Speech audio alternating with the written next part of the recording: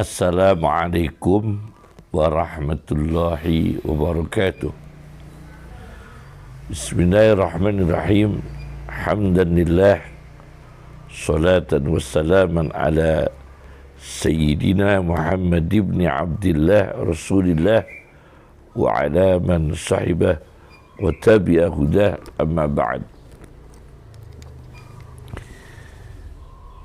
Kita akan membahas tentang pilihan umum yang curang. Bagaimana dalam tinjauan agama Islam. Saya baca dalam sebuah kitab Al-I'tida'u Al-Elektroni, Al-I'tida'u Al-Elektroni, tentang kedoliman elektronik, karya Dr. Abdul Aziz bin Ibrahim. Politik diantaranya ada pesta pemilihan umum. Apabila dalam penyelenggaraan pemilihan umum terjadi kecurangan, intimidasi, ancaman, pemaksaan, riswah, penyuapan, penggiringan opini dengan dehumanisasi kepada individu tertentu, bagaimana tinjauan agama? Saya baca di dalam kitab tersebut Al-I'tida' Al-Elektroni, Al-Elektroni, di halaman 200. Di sini mengangkat ayat Al-Quran surat Al-Hajj ayat 30. Wajtanibu qaulaz zur, dan jauhilah kalian ucapan yang dusta, yaitu pengumuman hasil pemilu yang dusta. Haram menurut agama Islam dan harus dijauhi.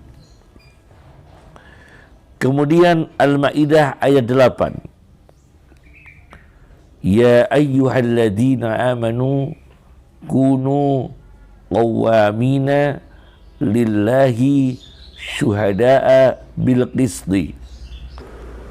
Wahai orang-orang yang beriman, jadilah kalian orang yang bertanggung jawab dalam berpolitik karena Allah, bertanggung jawab dalam bermuamalah, hubungan antara manusia dengan manusia, di antaranya berpolitik karena Allah, bukan karena penguasa, bukan karena mencari kedudukan, bukan karena mencari jabatan, bukan karena mencari kekuasaan. Syuhada'a bil qisti, dan menjadi saksi dengan adil. Penyelenggara pemilihan umum bersaksi dengan adil. Lembaga-lembaga yang terkait dengan politik bersaksi dengan adil. Kekuatan polisi maupun militer ikut berpartisipasi dalam kesaksian dengan keadilan. Jangan takut, tapi kalian akan berhadapan dengan Tuhan yang Maha Esa, Allah Subhanahu wa Ta'ala, yang mewajibkan manusia untuk berdiri tegak, bertanggung jawab karena Allah, dan bersaksi dengan keadilan. Sudah tahu itu kecurangan, saudara harus bersaksi dengan adil, bicara dengan jujur, bicara dengan kebenaran, punya nurani, punya iman, punya naluri, punya akal sehat, punya jiwa, dan berpikir akibat kecurangan dalam berpolitik, kecurangan dalam berpemilu, penderitaan bagi bangsa, negara, dan saudara sebagai warga negara akan juga mengalami penderitaan. Cucu-cucu saudara akan juga mengalami penderitaan. Keluarga saudara yang mendukung kecurangan, mendukung ketidakadilan, keluarga saudara, famili saudara, tetangga saudara akan juga mengalami penderitaan. Saudara manusia, ingatlah bahwa saudara jangan membuat penderitaan pada manusia. Kemudian yang ketiga, yaitu Rasulullah SAW memberikan contoh-contoh dosa-dosa besar, di antaranya menyekutukan Allah, al-isyraku billah, durhaka kepada dua orang tua, uququl walidain. Yang ketiga, qauluz zur, perkataan yang dusta. Ini di halaman 200 sampai 201. Kemudian bagaimana hukumannya bila penyelenggara pemilihan umum, lembaga-lembaga terkait pemilihan umum, bahkan intelektualnya, bahkan ada pengusahanya yang terlibat, bahkan ada ulamanya yang terlibat, maka ada hukuman pemalsuan, hukuman pendustaan dalam wilayah publik. Bagaimana? Saya baca dalam kitab Al-I'tida' Al-Elektroni karya Dr. Abdul Aziz bin Ibrahim, ketika zaman Umar bin Khattab diceritakan ada orang yang membuat stempel dengan digambar, diukir dengan stempel perbendaharaan negara, Baitul Mal, yaitu lembaga yang tempat uang negara. Dia membuat stempel palsu seperti stempel lembaga keuangan negara, Baitul Mal, untuk mendapatkan uang haram. Fa'akhudha bihi mailan, akhirnya orang ini dihukum oleh Umar bin Khattab dengan hukuman tahanan dan fisik, dicambuk 100 kali, fadarabahu 100 kali, kemudian wanafah, dibuang penjara, dihukum fisik, cambuk 100 kali, dan dibuang di pengasingan. Itu kejahatan pemalsuan stempel. Maka kejahatan ini kalau dihukum Umar bin Khattab ini, kalau diadopsi untuk orang yang melakukan kecurangan dalam pilihan umum, barangkali hukum ini bisa dijadikan sebagai pertimbangan, dianalogi, atau mungkin diadopsi.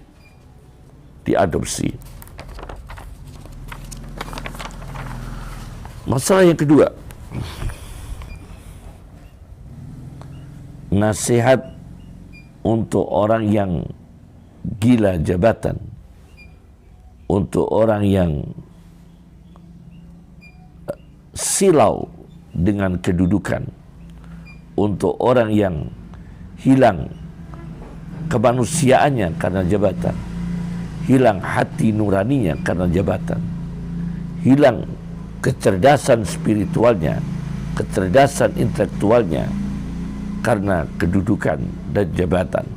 Bagaimana itu? Saya baca dalam sebuah kitab Kulliyat Rasailin Nur Al-Maktubat karya Badi'uz Zaman Said An-Nursi di jilid 2 halaman 526.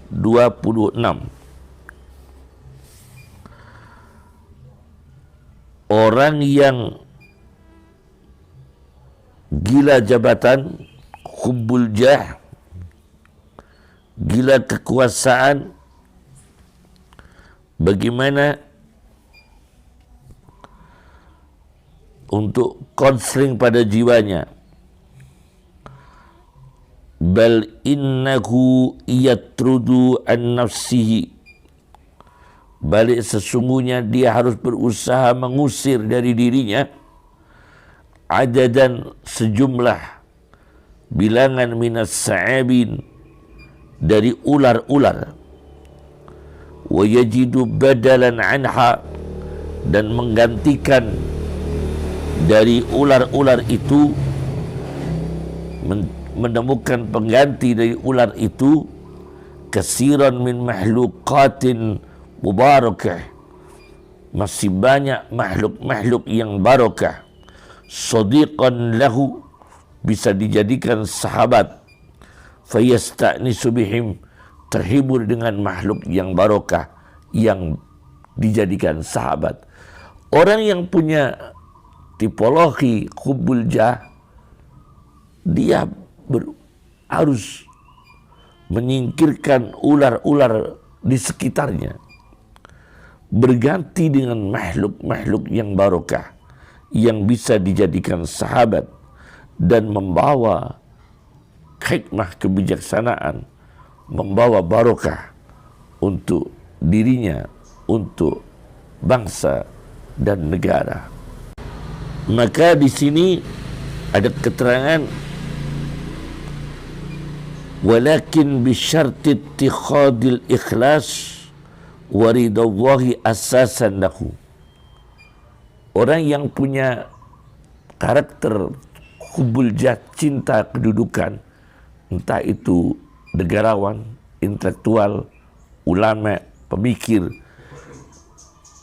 supaya menjadikan ikhlas waridallah, dan ridha Allah asasan lahu, sebagai pondasinya, ma'a adam ittikhadi hubbil jah, dan tidak menjadikan cinta kedudukan hadafan lahu sebagai sasaran.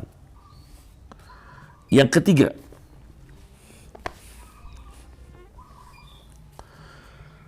tanggung jawab manusia beragama dalam pemilihan umum untuk memilih pemimpin.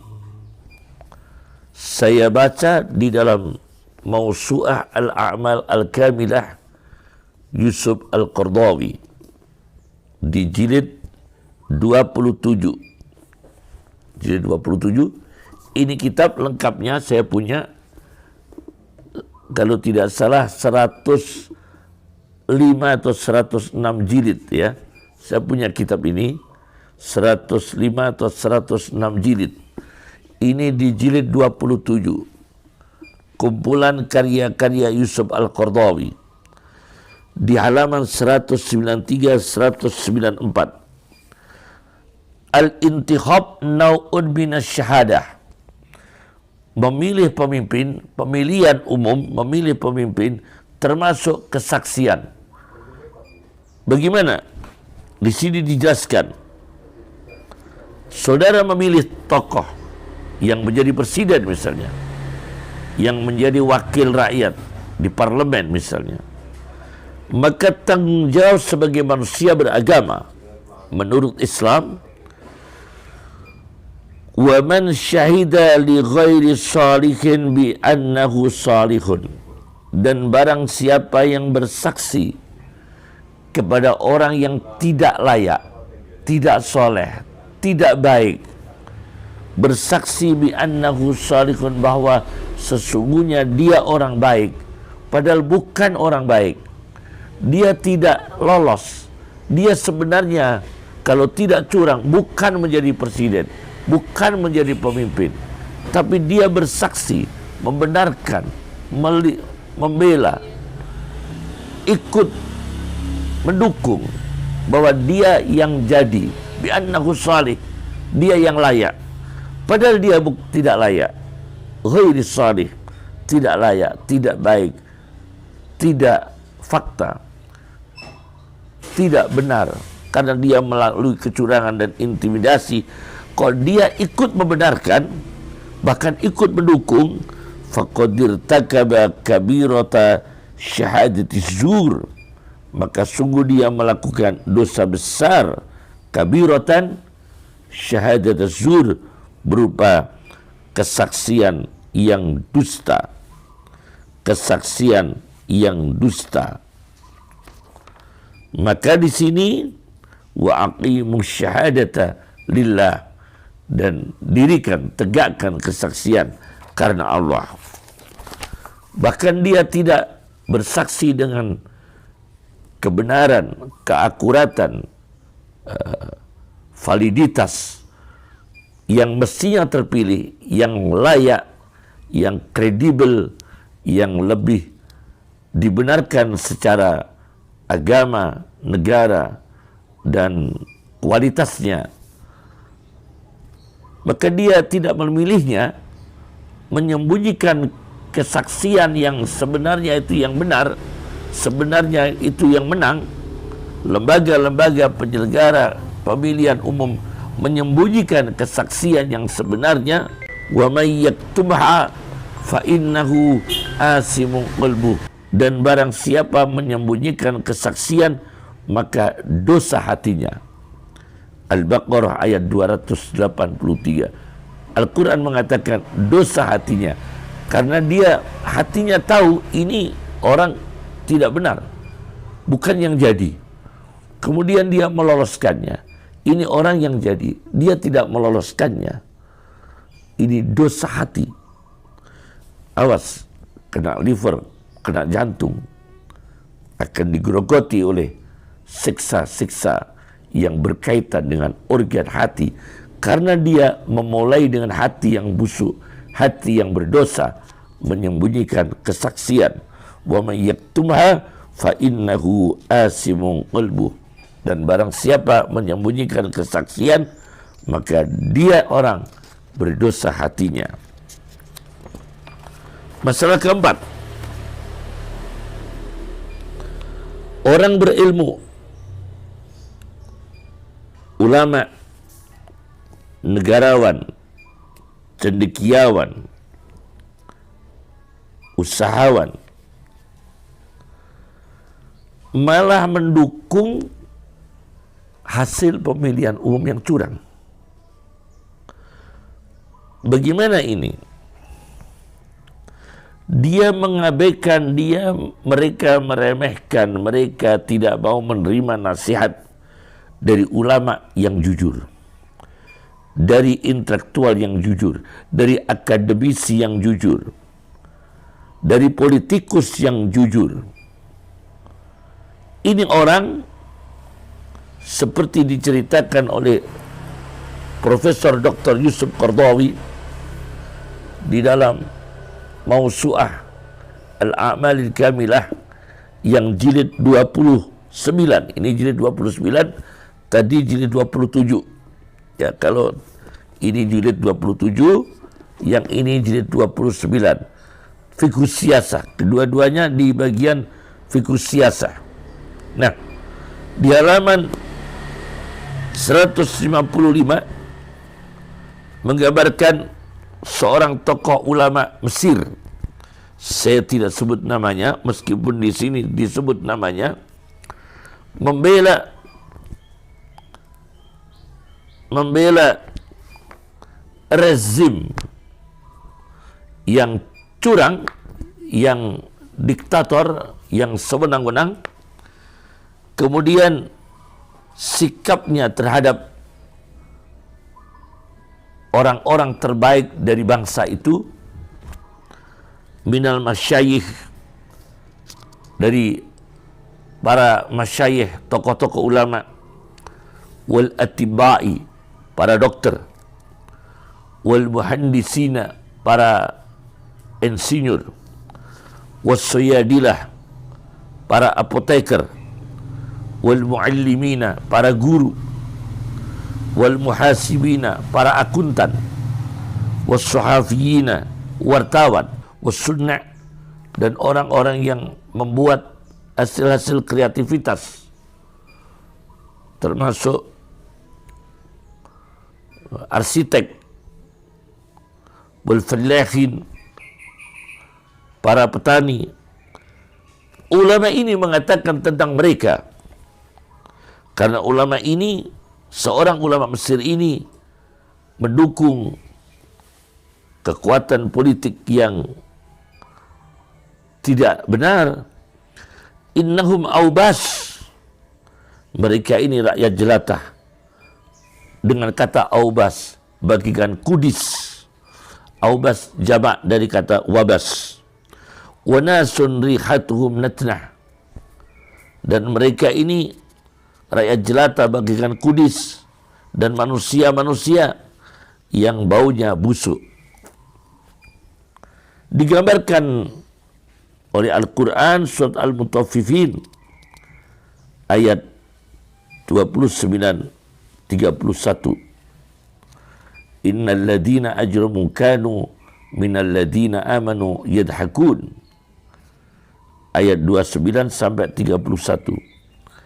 Sesungguhnya orang-orang yang melakukan kejahatan, berdosa, mentertawakan orang-orang yang beriman, mentertawakan kaum akademis, mentertawakan kaum intelektual, mentertawakan kaum ulama, mentertawakan kaum politikus yang jujur, yang masih sehat berfikirnya, masih sehat nuraninya, masih sehat akal sehatnya, masih sehat jiwa kemanusiaannya, ditertawakan oleh mereka.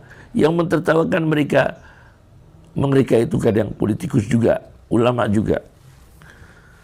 Wa idza marru bihim yataghamasun, dan apabila orang-orang yang beriman lewat, mereka saling mengedipkan mata untuk menggunjing orang-orang yang beriman.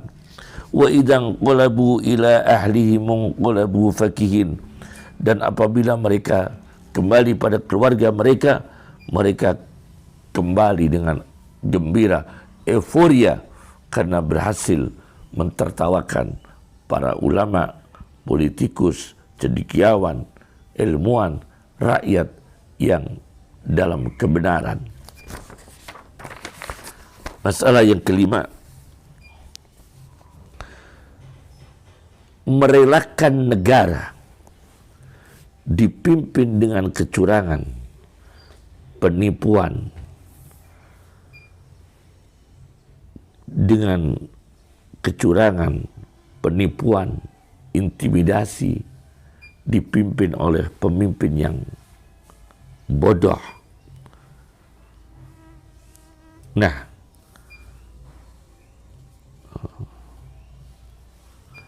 ini sangat-sangat berbahaya dan sangat bertentangan dengan ajaran Nabi Sallallahu Alaihi Wasallam.